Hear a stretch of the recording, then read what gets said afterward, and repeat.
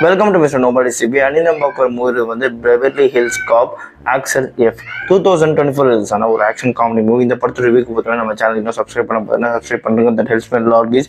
உங்களுக்கு நிறைய movies update வந்துகிட்டே இருக்கும். ஆனால் இந்த படத்தோட கதை எங்கே ஆரம்பிக்குது அப்படின்னு பார்த்தீங்கன்னா, இந்த படத்தோட ஹீரோவான ஆக்சல் ஃபால் வந்து டெட்ராய்டில் வந்து ஒரு போலீஸ் காப் அண்ட் அவர் வந்து ரிட்டையர் ஆகிற வயசில் இருந்தாலுமே அவர் வந்து இன்னுமே ஸ்ட்ரீட்ஸில் வந்து க்ரைமுக்கு எதிராக வந்து போராடிட்டு இருக்காரு.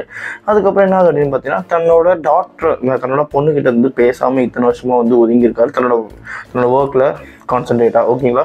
ஏன்னா தன்னோட பொண்ணுக்கு தான் ஆபத்து வந்துருமோன்னு சொல்லிட்டு அந்த மாதிரி ஒரு மைண்ட் செட்டு தன் வேலையில் வந்து ரொம்ப பிஸியாக இருந்ததுனால தன்னோட பொண்ணோட டைம் ஸ்பெண்ட் பண்ண முடியாதனால பொண்ணு வந்து பெவர்லி ஹில்ஸ்னு சொல்ல போகிற ஒரு இடத்துல இருக்காங்க. நம்ம ஹீரோ வந்து டெட்ராய்டில் ஒரு இடத்துல இருக்காரு. நம்ம பெவர்லி ஹில்ஸில் இருக்கிற இவரோட பொண்ணோட பேர் வந்து ஜெயின். அவங்க வந்து ஒரு லாயர்.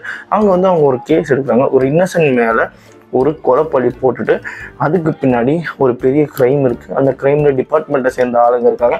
இதை வச்சு நிறைய கொக்கைன்ஸ் வந்து பின்னாடி கை மாறுது அப்படின்ற மாதிரி ஒரு விஷயம் போயிட்டு இருக்கு. இந்த சமயத்தில் ஒரு லெவலுக்கு மேலே இந்த கேஸை விட்டுருன்னு சொல்லிட்டு ஜெயினை வந்து மிரட்டுற அளவுக்கு போயிட்டாங்க. இந்த விஷயம் தெரிஞ்ச நம்ம ஆக்சல் என்ன பண்ணுறது அப்படின்னு பெவர்லி ஹில்ஸ்க்கு வந்து அங்கே போகிறாரு. போயிட்டு தன்னோட இந்த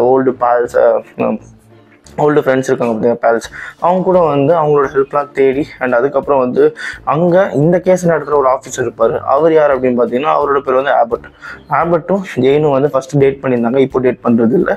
தென் அதுக்கப்புறம் வந்து இந்த கேஸுக்குள்ளே நம்ம ஆக்சல் உள்ளே வந்ததுக்கப்புறம் என்னென்ன கண்டுபிடிச்சாரு, இந்த டிபார்ட்மெண்ட்டில் இருக்கிற ஆள் யார் அண்ட் அதுக்கப்புறம் தன்னோட பொண்ணை காப்பாற்றினா இல்லையா அண்ட் தன்னோட பொண்ணோட இருக்கிற அந்த ரிலேஷன்ஷிப் வந்து திரும்பியும் கண்டினியூ ஆச்சா இல்லையா, இல்லை இதே மாதிரி தான் இருந்தாங்க அப்படின்றது அந்த படத்தோட கதை.